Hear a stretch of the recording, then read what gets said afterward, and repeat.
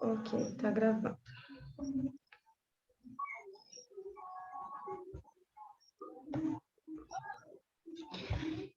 Boa noite, ou bom dia, ou boa tarde. A gente vai apresentar um trabalho da disciplina de Zoologia, Reino Animalia Filo Anélida, que o nosso grupo ficou responsável. O nosso grupo é composto por mim, Bruna Dantas, por Josinete e Rafael. E aqui eu vou fazer uma pequena introdução sobre o geral do que é o nosso filo, né? Os anelídeos, eles fazem parte do filo dos anélidas, né? O seu nome é dado pela forma de como o seu corpo é formado. Então, aqui, ó, anélidas ou anelídeos vem do latim, que é anulus, que significa anel. Por que eu falo que o nome dele é dado pela forma do corpo? Porque o corpo dele é anelado. Então, são compostos por vários anéis ou segmentos, como é chamado.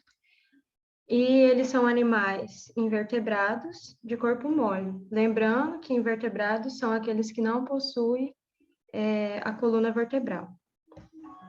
No filo, encontra-se animais que possuem hábito de vida terrestre, aquático de água doce e aquático de água salgada. Aí aqui eu vou falar umas características gerais dos anelídeos em geral, porque no filo dos anelídeos eles possuem 3 grupos, porém aqui eu vou abordar as características gerais do filo. Não significa que todas as características que eu descrever aqui vai estar presentes em todos os grupos. Então, começando pela estrutura corporal, o corpo dos anelídeos, eles são alongados e vermiformes. O que significa vermiforme? Significa cilíndrico. Então, é um corpo alongado e cilíndrico.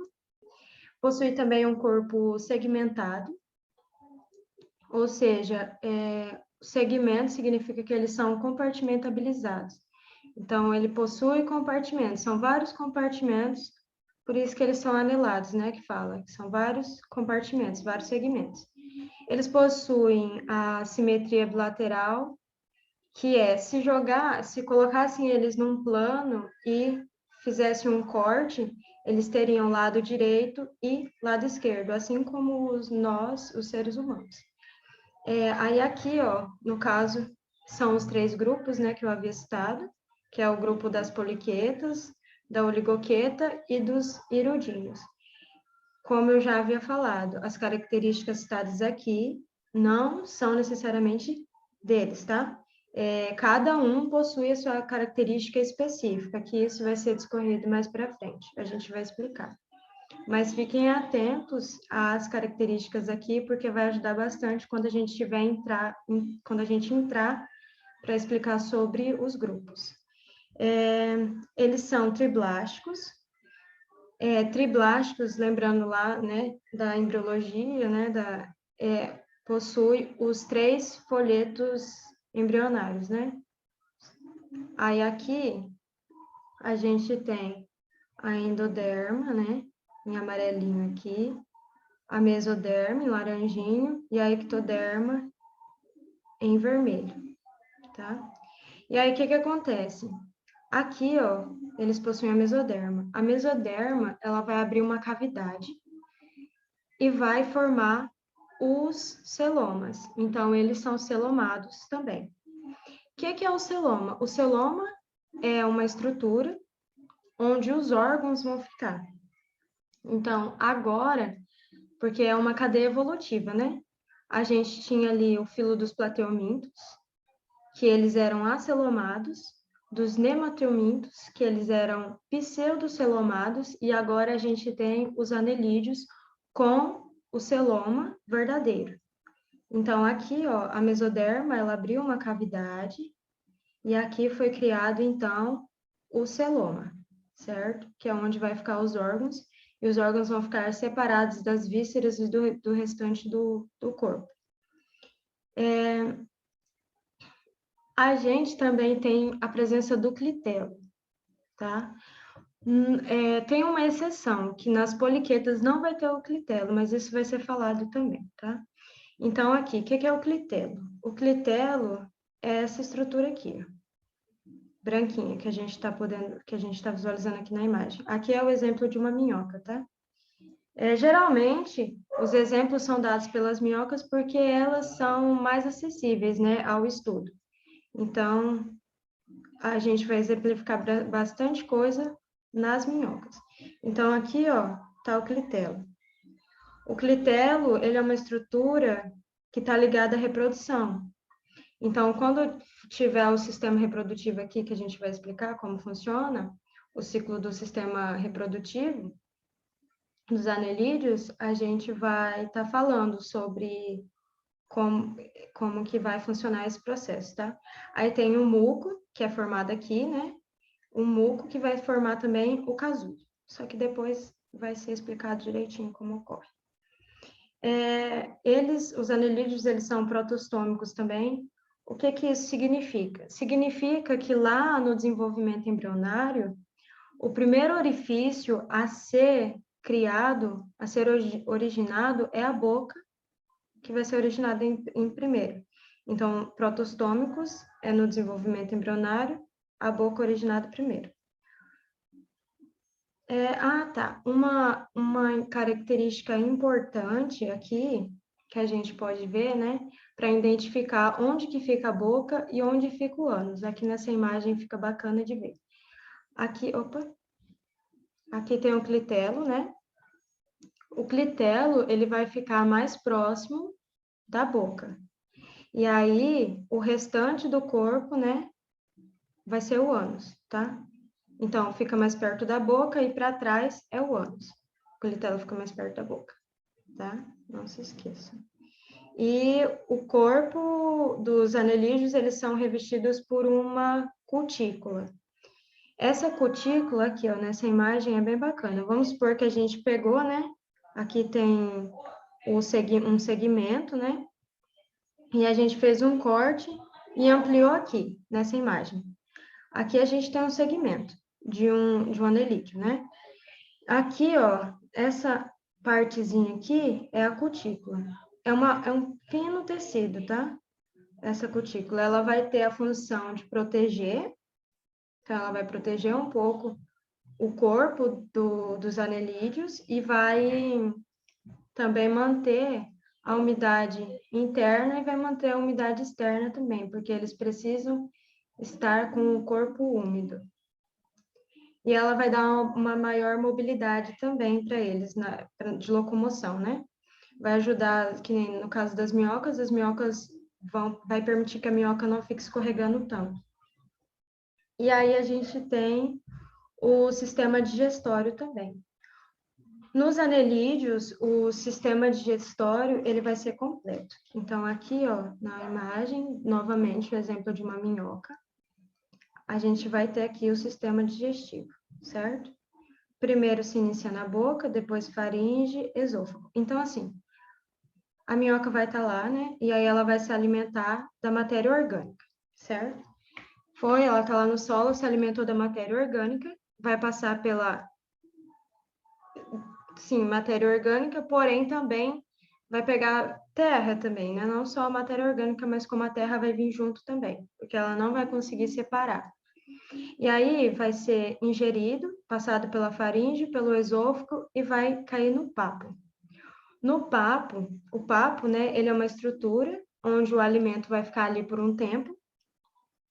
Ocorre isso nas aves também. As aves, elas também têm esse mesmo sistema digestório aqui, tá? Precisa do papo e da moela. Por que precisa do papo e da moela? Porque elas não possuem dentes. Tanto as minhocas como as aves, elas não possuem dentes, então elas não são capazes de mastigar aquele alimento, de quebrar em pequenas partículas. Então, aqui no papo vai ter enzimas que vão umedecer aqui o alimento. É como se fosse a saliva. No papo tem essas enzimas que vão amolecer e vai passar depois para a moela. Aí sim, na moela vai acontecer a digestão mecânica. e aí vai ser digerido, o alimento vai ser por esmagamento. Então, vai ser quebrado em menores partículas por esmagamento. E aqui na moela também tem glândulas que liberam enzimas que vão fazer a digestão química. Então, aqui ocorre tanto a mecânica como a química. Depois é passado para o intestino e depois vai sair pelo ânus em forma de fezes, né? E aí a gente tem também o sistema circulatório e o excretor. O sistema circulatório, ele é fechado. Então, aqui nessa imagem a gente pode visualizar novamente, né, uma minhoca. E aqui a gente vai notar a presença desses vasos sanguíneos, né? Ou seja, aqui é fechado porque todo o sangue ele não vai se misturar com as vísceras como era nos outros filos, né? Aqui ele possui o vaso sanguíneo justamente para ele correr pelo vaso, para ele circular pelo vaso sanguíneo e não se misturar com o restante do corpo. Tá, mas as minhocas possuem coração? Os anelídeos possuem coração? Então, apesar de estar aqui escrito corações laterais, isso aqui não são corações verdadeiros, né? São vasos sanguíneos um pouco mais robustos, que são contrastes. Então, eles vão contrair e descontrair. E nesse movimento de contrair e descontrair, de contração, né? Ele vai ter a função do coração, que é bombear e vai fazer com que o sangue circule pelo corpo da minhoca. E aí a gente tem o sistema excretor, que é através dos metanefrídeos. O metanefrídeo é essa estrutura aqui. Essa estrutura, ela possui uma entrada e uma saída. A entrada, também falada que é a boca, é o nefróstomo. Aqui, ó, possuem cílios, que a gente pode visualizar aqui, ó, esses fiozinhos aqui, ó, são os cílios. E o que esse metanefrídeo vai ter? Qual a função dele? É de drenar o líquido celomático, ele vai drenar o líquido do celoma e vai separar as impurezas daquilo que é interessante para ele. Então, o que for interessante, ele vai absorver, o que não for, ele vai excretar através do nefridióporo. Então, vai sair por aqui, ó. Então, vai entrar aqui e vai sair por aqui, certo? Aqui dá para visualizar melhor porque tá sem os capilares. Mas é essa a função do metanefrídeo, é o sistema excretor. E aí a gente tem o sistema respiratório também. O sistema respiratório nas minhocas e, no caso, nas oligoquetas e nas sanguessugas, que vocês vão ver mais para frente direitinho, é cutâneo, ou seja, ocorre pela pele. A respiração ocorre na pele. Então, aqui, gente, a gente já vai ter uma pele especializada para fazer essa respiração. Porque antes, nos outros filos, que inclusive os outros grupos, né, vão apresentar ainda nos outros trabalhos, nos outros filos, acontecia, né, esse sistema respiratório cutâneo, que na verdade não era, porque agora sim é um sistema respiratório cutâneo, porque a pele, o tecido é justamente para isso. Então, antes acontecia uma difusão direta e agora a gente está tendo uma difusão indireta. E aqui, ó, através dos capilares, né, dos vasinhos sanguíneos, vai ocorrer a troca gasosa. Entra oxigênio, sai gás carbono. Entra oxigênio, sai gás carbono. E é assim que vai acontecer a respiração, tá? Cutânea, pela pele. E aí a gente tem aqui a respiração também branquial, que ocorre nas poliquetas. E vai ser explicado também. Então, aqui a gente tem uma poliqueta, né? E aí eu vou dar uma ampliada. que a poliqueta, ela tem uma falsa brânquia, né? Vamos dizer que é uma falsa brânquia, porque não chega a ser uma brânquia, porém é chamada de brânquia. E aqui, vai ocorrer aqui, ó, nessa brânquia aqui. Olha lá, os vasos sanguíneos. E aí, aqui vai ocorrer a troca gasosa, tá? Por aqui. Então, esse é o sistema branquial, o sistema respiratório branquial. Aí, a gente tem o sistema nervoso, né? Que é o ganglionar, mais os cordões nervosos ventrais. Aqui é um gânglio, certo? Aqui é o gânglio central. Do gânglio central vai descer os cordões nervosos e vai se formar outros gânglios. Então, cada segmento, que é essa partezinha aqui, ó, cada segmento vai ter um gânglio.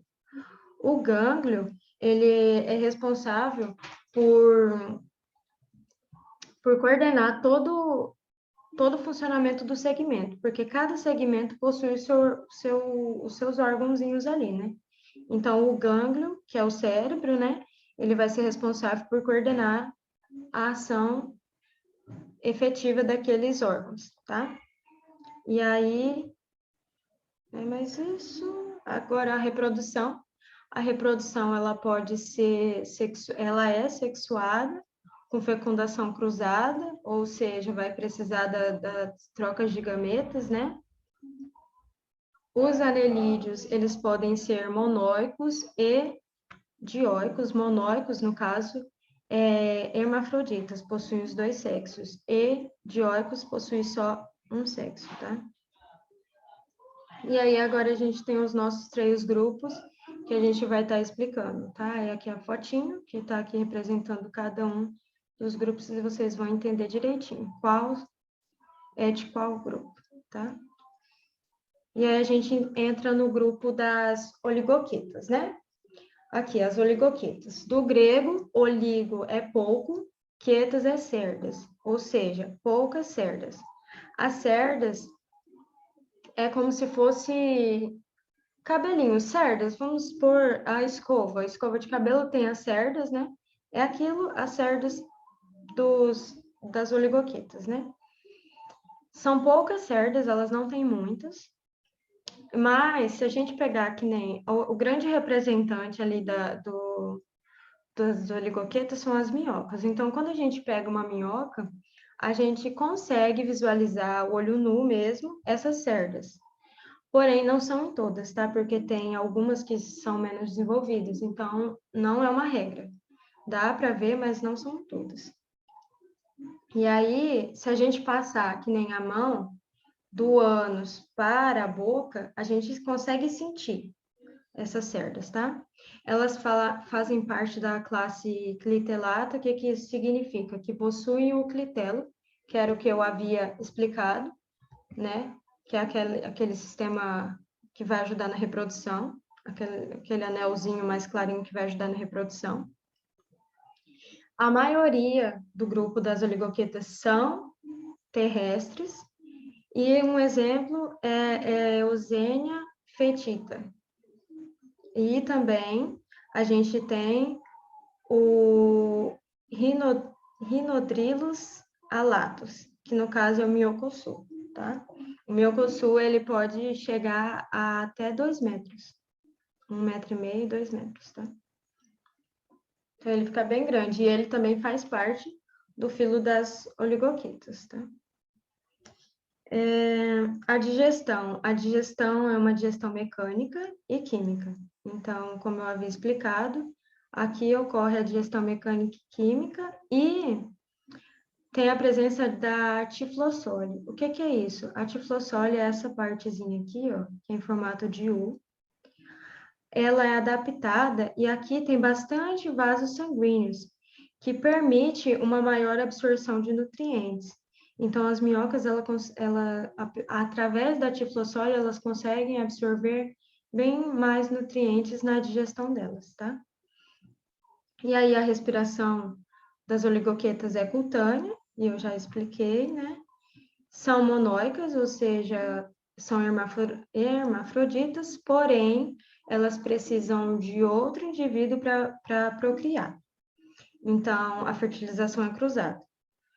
E aqui, ó, o ciclo reprodutivo, né? Explicar um pouquinho como que ocorre, né? Essa fertilização cruzada.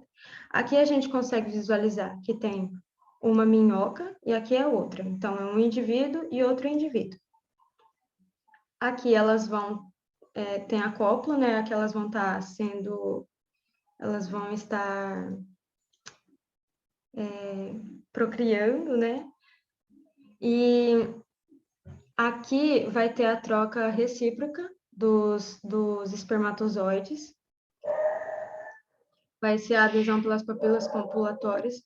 Os espermatozoides, eles vão ser introduzidos aqui, ó, e vão ficar aqui, certo? Vão ser armazenados.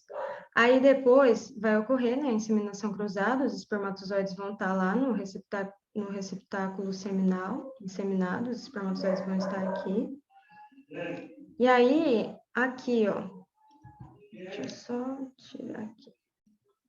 Receptáculo seminal, inseminado, né, vai estar aqui. Elas vão se separar após ter tido essa troca dos espermatozoides, né? Elas vão se separar. E aí, no acasalamento, elas vão ficar o clitelo, né? O clitelo é uma região de excitação. Então, quando elas estão ali juntas, elas vão estar se movimentando e aí vai estimular o clitelo a criar o muco, que depois vai originar o casulo, né? Então, aqui, ó, vai estar tendo a criação do muco, né? E aí vai ser liberado os gametas femininos. Os masculinos, né, no caso os espermatozoides, já vão estar lá, e os femininos vão ser liberados aqui no casulo. Olha lá, a formação do casulo mucoso e ovulação em seu interior, separação dos parceiros, o casulo mucoso vai estar aqui, os óvulos aqui também, né, os gametas femininos. Passando, a gente vai ter, o que vai acontecer? Esse casulo, as minhocas, né, elas vão começar a se movimentar, e esse casulo vai começar a se movimentar pelo corpo dela, vai acontecer o deslizamento do casulo, e ele vai chegar até onde os espermatozoides estavam.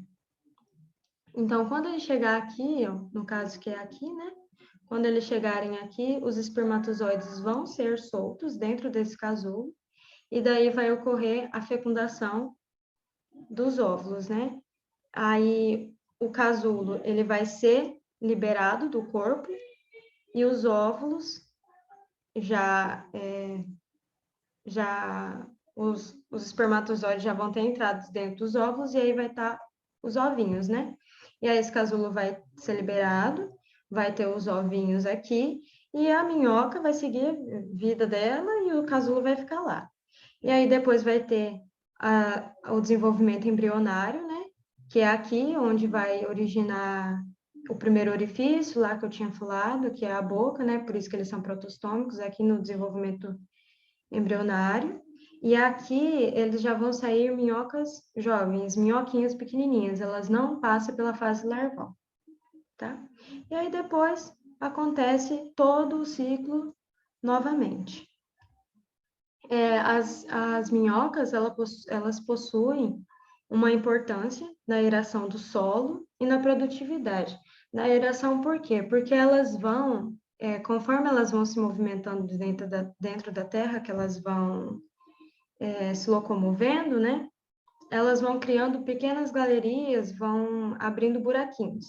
E aí, elas acabam que revolvem o solo de uma maneira sucinta, mas elas revolvem o solo. Então, os nutrientes que estavam em cima, elas vão acabar passando para cima, que estavam embaixo, elas vão passar para cima. E vai também com essa aeração, vai ajudar na movimentação dos nutrientes no solo e também na absorção de água. E na produtividade, vai ajudar na produtividade porque ela libera o material, no caso, ela vai se alimentar, né? Vai liberar o material semidigerido, que no caso são as fezes dela, que vai possuir as grandes quantidades de hidrogênio, que são chamados de humos, né? Os humos as fezes das minhocas, que possuem nitrogênio, fósforo e potássio também, mais quantidades de nitrogênios. E é mais isso. Aí, mais para frente, depois a gente vai passar um videozinho mostrando como que funciona esse processo dos humus.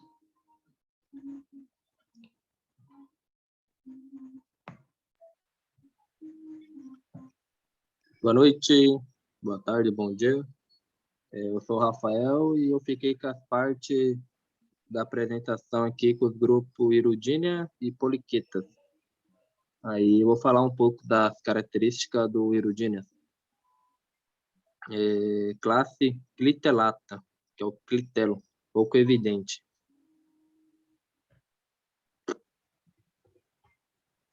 O que seria pouco evidente?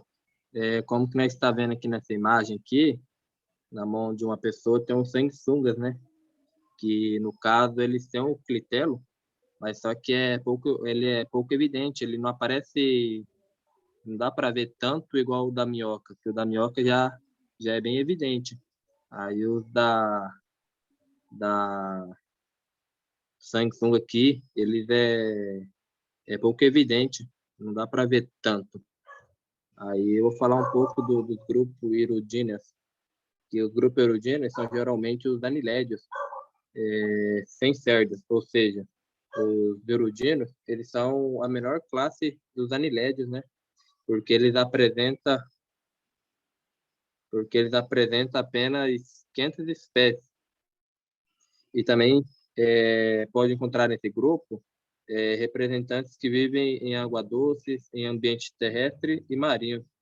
E tem como representante, como está na imagem, que é o sanguessugas.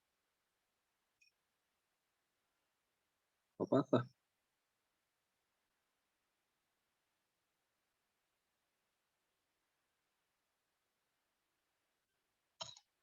Possuem duas ventosas à locomoção. Uma das ventosas é a posterior, né, que auxilia na ficção e locomoção, que, como você pode ver na imagem ao lado aqui, ó, tem seis figurinhas que mostra o jeito que o Samsung se locomove, né? O jeito que eles podem se locomover, ó. Tem 6 tipos aqui, ó.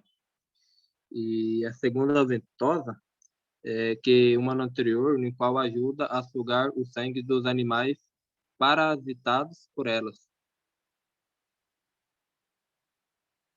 O hábito alimentar da sanguessuga. O hábito alimentar dela pode ser tanto predadora ou parasitas. Uma das formas do hábito alimentar do sanguessuga é que eles fixam-se no animal parasitado, como você pode ver na imagem ao lado aqui também, ó. Então, o sanguessuga aqui, ó, que ele está parasitado no braço de uma pessoa, achei um braço, vamos dizer, o braço de uma pessoa, né? E, e, e por meio das suas ventosas, ele perfura a pele e suga o sangue onde é armazenado no papo. Em sua maioria, são ectoparasitas. Ectoparasitas são as parasitas externas. Reprodução cruzada. A reprodução do sanguessuga, ela é sexuada quando precisa de outro indivíduo, né, para realizar as trocas de gametas.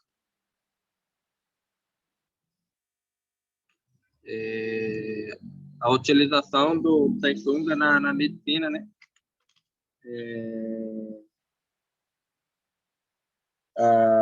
O sanguessuga já foram usadas para tratar de tudo antigamente. E milhares de anos, desde que os sanguessuga foram empregados pela primeira vez para fins medicinais, onde foi usado para limpar feridas e melhorar a circulação após a cirurgia. Secretam uma substância de propriedade anticoagulante, que mantém o sangue fluindo, né, para ajudar a cicatrizar. Aí falar do grupo Poliquetas, falar um pouco das características também deles.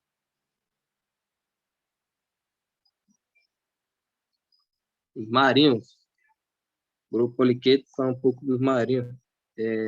Poliquetas são organismos marinhos, né, que apresentam uma grande quantidade de formas e estilo de vida, que pode se mover livremente.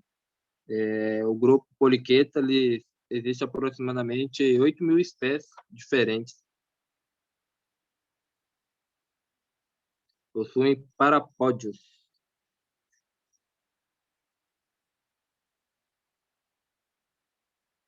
Os parapódios aqui foi, conforme a Bruna falou no comecinho da gravação, que essa é uma estrutura onde ocorre a respiração branquial. Cabeça diferenciada. O único grupo que tem a cabeça diferenciada é os poliquetas, porque elas possuem a cabeça diferenciada com pés sensitivos, com olhos. Só que não tem, não pode dizer, eles não têm uma visão tão boa, né? Não tem uma visão tão boa assim. E cada segmento do corpo tem muitas cerdas. Falar da vida livre ou sedentária. A vida livre significa que são seres que não são parasitas obrigatórios, né? Eles não precisam e não depende de...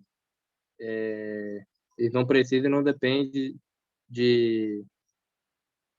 Eles não precisam e não dependem de viver em outros corpos.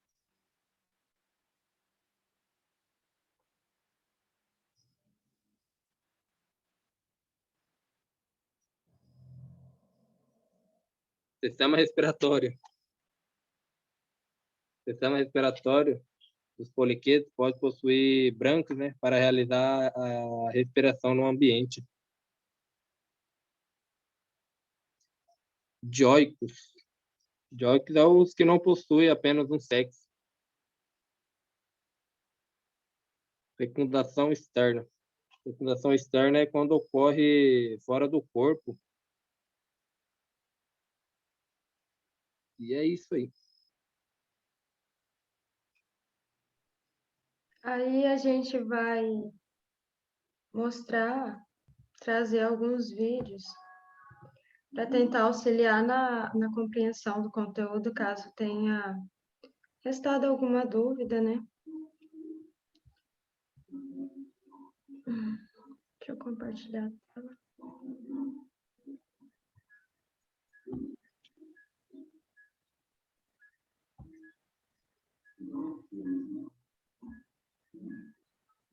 Vocês estão vendo? Sim.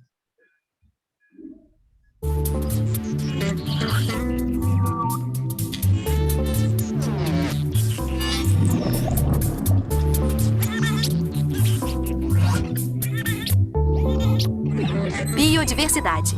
Retratos do reino animal. Distribuição sinapse. Minhocas e companhia. Estão reconhecendo? Não? E mais de longe? E então? É isso mesmo, é uma minhoca. Uma lombriga.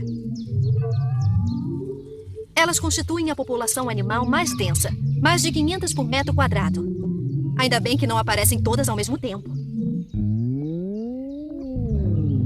A minhoca é desprovida de esqueleto, e seu corpo mole é formado por anéis quase idênticos. É um verme anelado, chamado pelos cientistas de anelídeo. Cada anel possui cerdas, minúsculos pelos rígidos que se prendem ao solo e músculos que permitem seu deslocamento. As minhocas não têm cabeça definida. No entanto, o primeiro anel é munido de uma boca. E o último de um ânus. Elas cavam galerias que aram o solo e permitem uma melhor circulação da água. o que favorece o desenvolvimento das raízes e melhora a nutrição das plantas. Então, é importante proteger esses animais.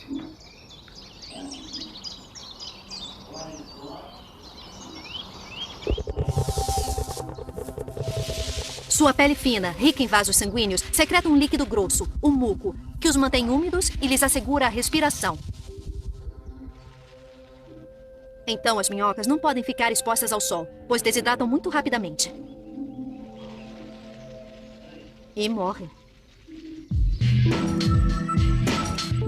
Para resumir, as minhocas fogem da luz e procuram umidade.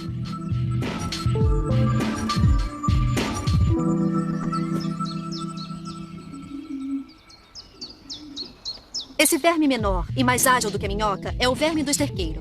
Ele não cava galerias e fica na superfície. Os pescadores utilizam-no como isca para peixes como a carpa.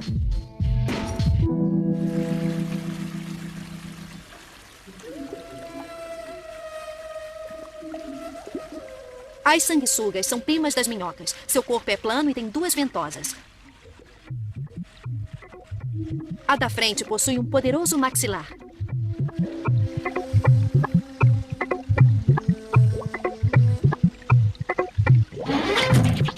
A sanguessuga se gruda no animal, do qual ela suga o sangue.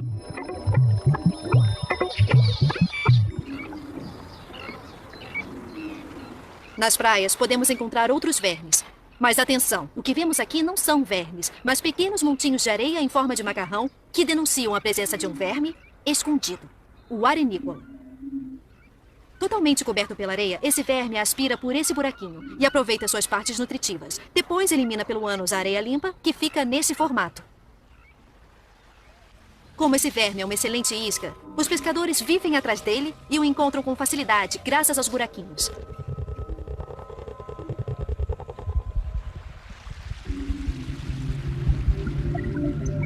A parte dianteira do corpo possui grandes cerdas em formas de espinhos, que auxiliam os músculos dos anéis na escavação.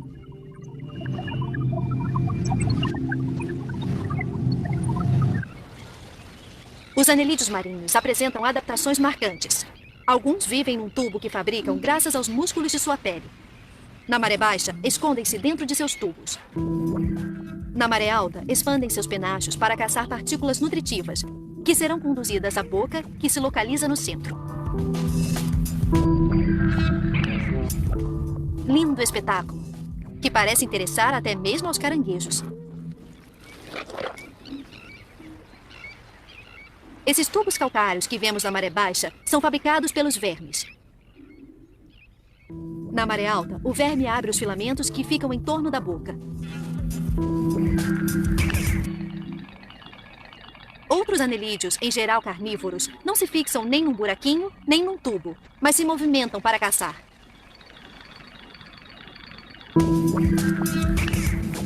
Até hoje, no mundo inteiro, mais de 14.000 espécies de anelídeos já foram descritas. Número em crescimento constante, pois a cada ano 200 novas espécies são descobertas.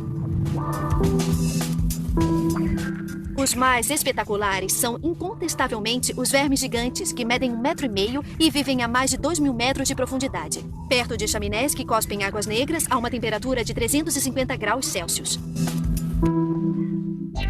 Versão brasileira, Alcateia.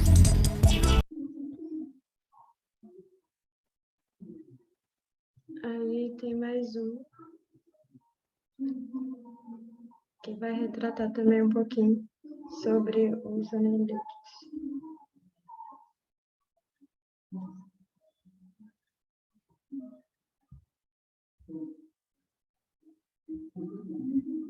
Let's go! Oi! Oh!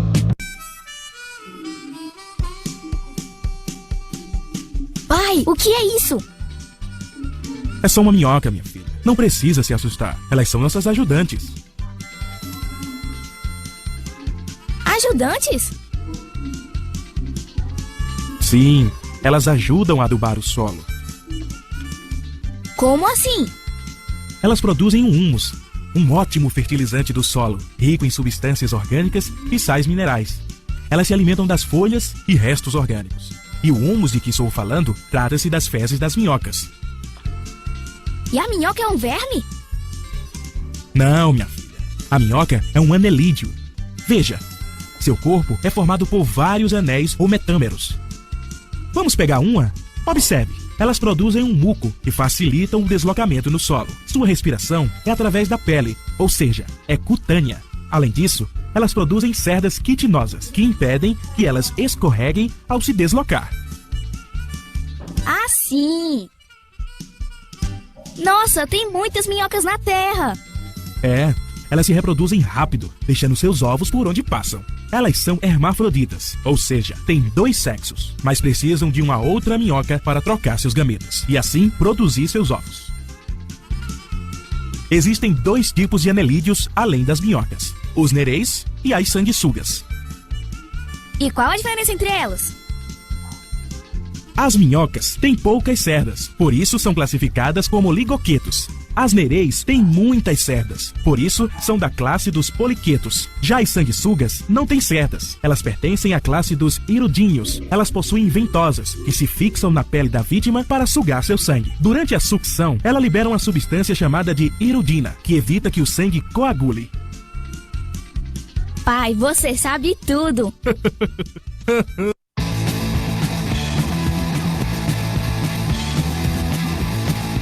Que são vermes de corpo mole segmentado, formado por anéis. Integrantes do filo Annelida, esta espécie é composta por mais de 15 mil animais encontrados em praticamente todos os ecossistemas, no solo úmido, terrestre, na água doce e salgada. Nesta espécie, os animais podem ser parasitas ou de vida livre, hermafroditas ou com sexos separados. O tamanho é muito variado, podendo atingir até 3 metros de comprimento, dependendo da espécie. Considerados os vermes mais complexos, além do tubo digestor completo, tem um sistema circulatório fechado, corpo revestido por uma pele fina e úmida e a respiração cutânea, realizada através da pele. Como possuem formas muito variadas, sua classificação é feita através da quantidade de cerdas em seu corpo, dividindo-os em oligoquetas, que são os anelídeos com poucas cerdas, como as minhocas, poliquetas, que vivem geralmente no mar, possuem muitas cerdas, e em cada segmento do corpo possuem apêndices locomotoras, como as sérpulas e neréis. E os hirundíneos, que são anelídeos sem cerdas, viventes em riachos e pântanos, como a sanguessuga, que parasita animais diversos. Entre eles, a minhoca é a mais conhecida. Possui corpo cilíndrico, alongado e dividido em anéis, que variam em número de acordo com a espécie e a idade. No primeiro anel encontra-se a boca e no último o ânus. Nas partes anterior e posterior do corpo existem células sensitivas, que permitem às minhocas distinguir o claro e o escuro. Na superfície do corpo existem cerdas, pequenos filamentos que ajudam a locomoção, e as minhocas depositam suas fezes na terra, o que contribui para a formação de humo, que fertiliza o solo e enriquece em sais minerais. De acordo com estudos, as minhocas podem ser usadas para avaliar os níveis de poluição do solo e ainda servem para a fabricação de rações animais por serem ricas em proteínas.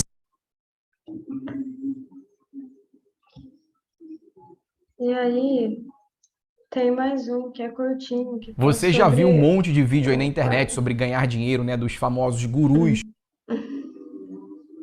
Tem também um que vai falar sobre os humus que as minhocas produzem.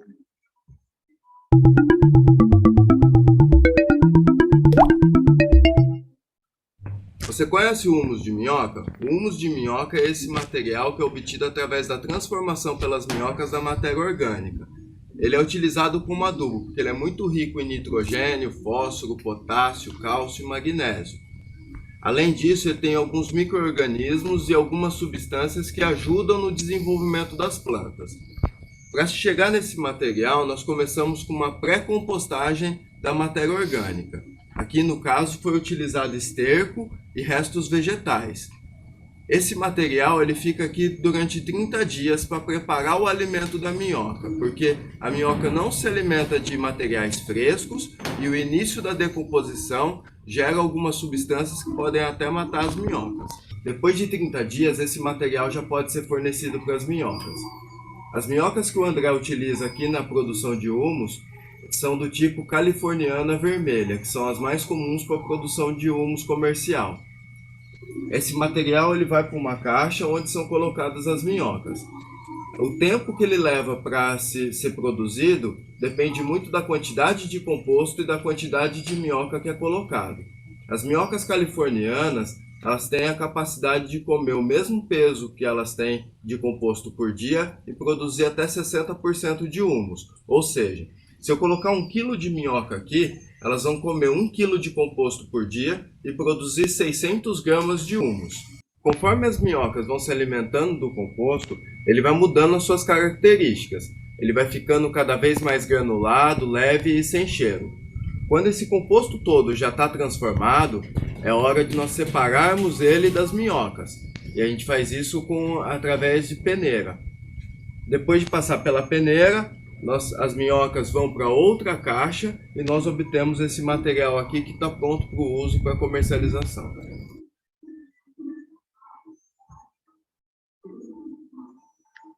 Esses foram os vídeos para tirar, né, algumas dúvidas e para explicar mais um pouquinho sobre, e aí a gente vai retornar para a apresentação, que a Josi vai dar continuidade no trabalho. Tá dando para ver o slide? Sim, sim.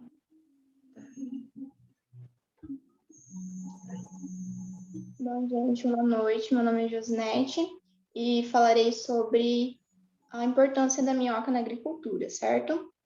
As minhocas podem acelerar a remoção de contaminantes do solo, por modificarem as propriedades físicas e químicas, misturando com matéria orgânica.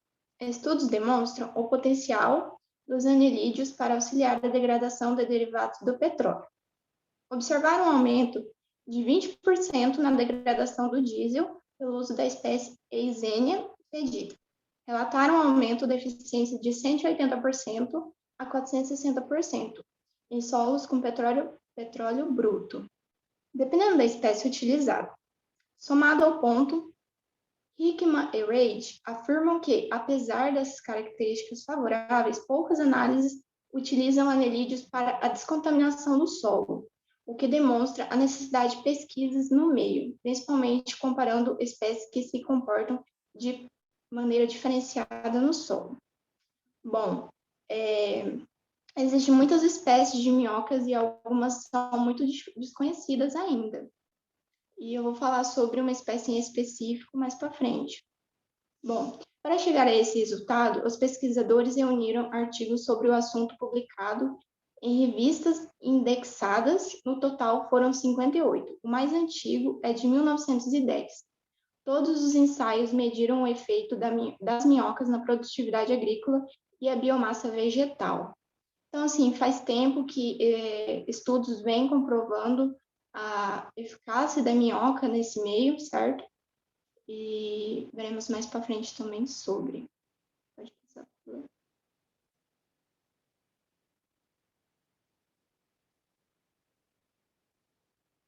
Pois bem, uma nova espécie no mercado de trabalho. A grande maioria dos minhocários do mundo predomina a utilização das espécies Eusenia andrei e Eusenia fedida, erroneamente escrita com Eusenia fedida ou ainda Eusenia foetida, ambas conhecidas pelo nome comum de vermelha da Califórnia, como já citado no vídeo anterior, o qual vocês podem assistir. No Brasil, praticamente todos os minhocários são montados com a espécie. Embora muitos centros de pesquisas no país referenciem a utilização da Eusenia fedida em seus trabalhos científicos, essa espécie raramente é encontrada em levantamentos taxonômicos. Assim, é possível que as populações existentes no país sejam mesmo de Eusenia andrei e não de Eusenia fedida. Essa confusão se deve à grande semelhança das anatomias externas dessas minhocas, portanto, apesar de possuírem algumas diferenças na coloração da epiderme e no ciclo de vida. A espécie conhecida como violeta do Himalaia, Perionyx excavatus, nome científico, é outra possibilidade já disponível no Brasil para criação em minhocários. Bom, como vocês podem ver, logo abaixo tem uma imagem dessa espécie. Ela é bastante bonita, um animal bastante bonito, e tem essa diferencial, que é a sua coloração, certo? Não só a coloração, mas também as características que vamos ver também no próximo slide. O diferencial dessa minhoca, portanto, é um comportamento inquieto, índices reprodutivos extraordinários, ou seja, essa minhoca, ela reproduz muito mais que outras, e isso a diferencia bastante. E também a versatilidade que esse animal possui. Ela pode ser tanto utilizada para humus, iscas, farinha de minhocas, como também para alimento vivo de animais domésticos.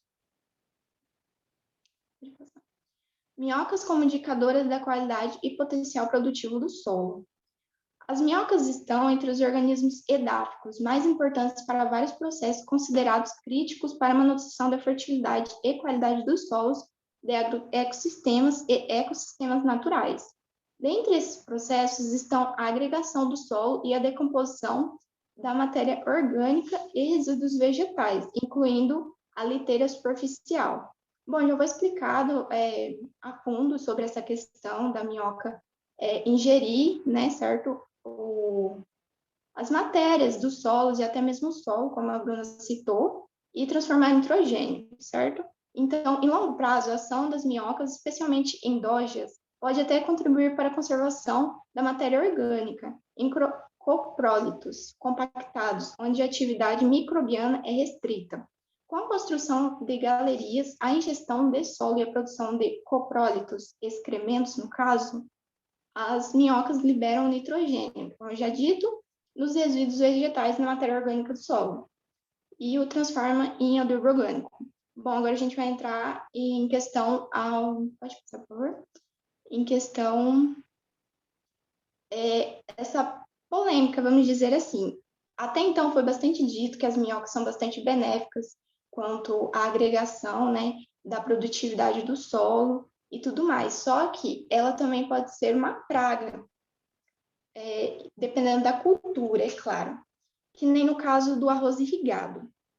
Apesar dos efeitos benéficos das minhocas sobre as plantas serem predominantes, há casos em que as minhocas podem se comportar como pragas, causando danos às lavouras. Esse fenômeno tem sido observado especialmente em cultivos de arroz nas Filipinas, na Austrália e empiricamente no Brasil, ou seja, também vem acontecendo aqui.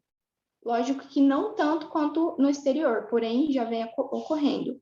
O dano está normalmente associado a altas populações de minhocas em arroz irrigado, cuja atividade de bioturbação do solo enfraquece o sistema radicular, causando o tombamento das plantas e dificultando a colheita.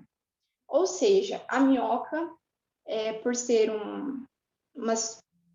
dependendo do contexto, claro, mas como o contexto, a imagem vem apresentando embaixo, o contexto nos apresenta que o solo é bastante úmido, certo? Então, assim, logicamente ela não fica na superfície, porém lá embaixo, onde também tem bastante umidade, a minhoca vem por baixo da planta e acama ela. E acama de tal forma que a tomba. Então, diversos relatos de agricultores e técnicos confirmam que esse fenômeno vem ocorrendo em alguns locais no Mato Grosso, inclusive.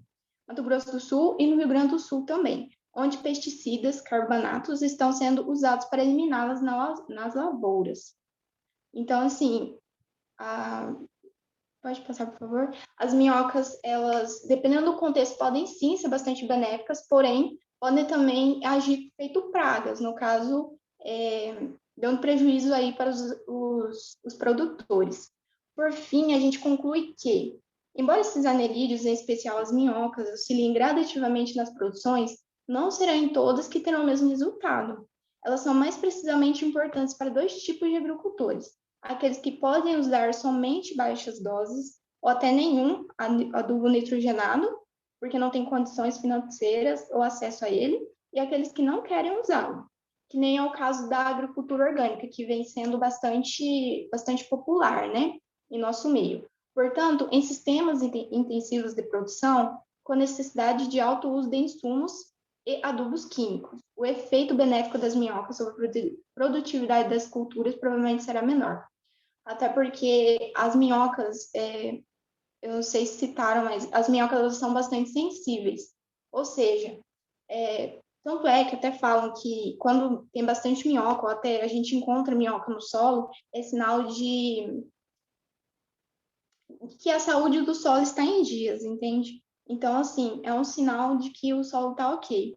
Porque dependendo da compactação até mesmo do solo, dos químicos, ou até mesmo do físico, elas podem não sobreviver, não permanecer em quadras que fazem esse tipo de processo, certo? Porém, não altera o fato de serem de muita importância para a agricultura. Logicamente, isso não muda o fato. Bom, então esse foi o nosso trabalho, espero que vocês tenham entendido e obrigada pela atenção até aqui. Aí, as nossas referências, é isso. Obrigada pela atenção.